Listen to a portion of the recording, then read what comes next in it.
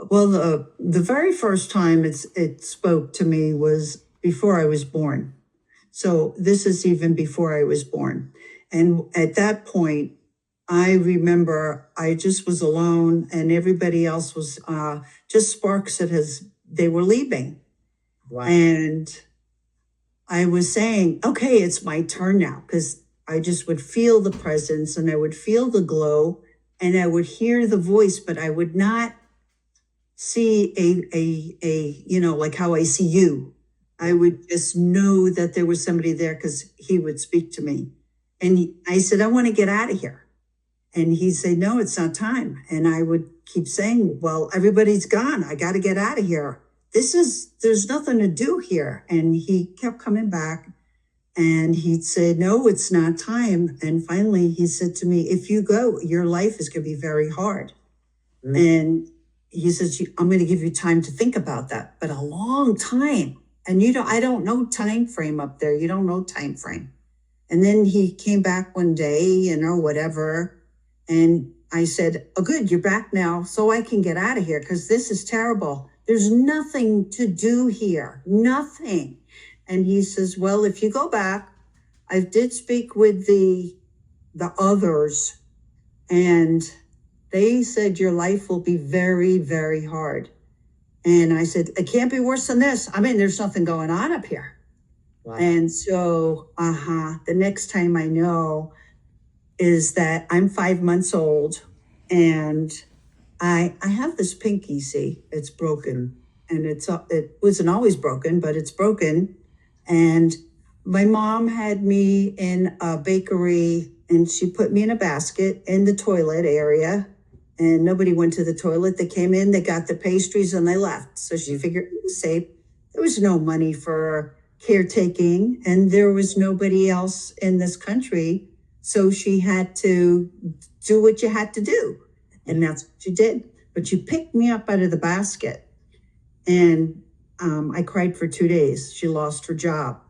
And I remember, 2 days that I remember the light, the shadows moving, and that's pretty easy to know that it was there and then it's there again, but it had moved all the way around the room and it was light and it was dark and I was in extreme pain and I was thrashing my body and I'm screaming on the top of my lungs. And at one point I snapped out of my body. And all I know is I'm looking at this thing that's like a blob. That's what I called it, a blob. I was red and it was sloshing around in my excrement because it was a plastic mattress and I was naked. And I said, what is that? Oh. And Whisper says to me, that's you. And the shock of it, I went right into my body and I said, oh, somebody answered me. You answered me, but you've come around a few times already and you haven't, I just haven't listened. I want my mom to hold me.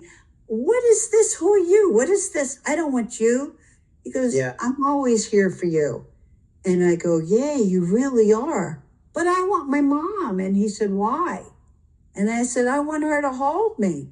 And he said, why?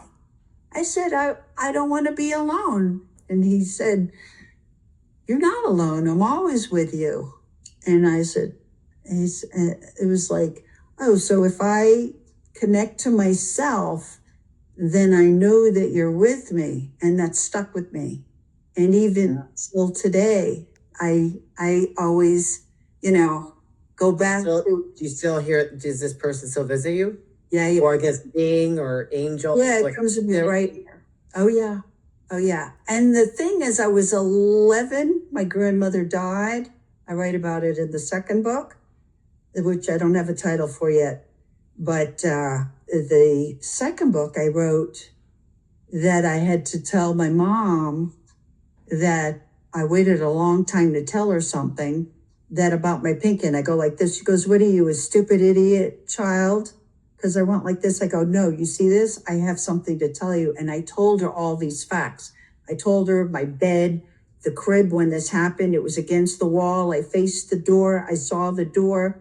My godmother came in and she was clapping her hands, and I didn't bother answering her because why should I answer anyway? And then you told her, leave the idiot child alone because she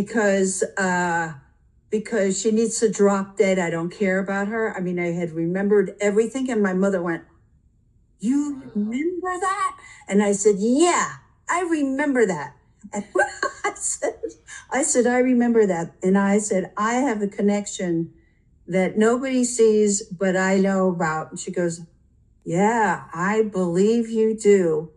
And that, you know, I had predicted the clairvoyant side and the clairaudient side a month before that, predicted my grandmother was going to die.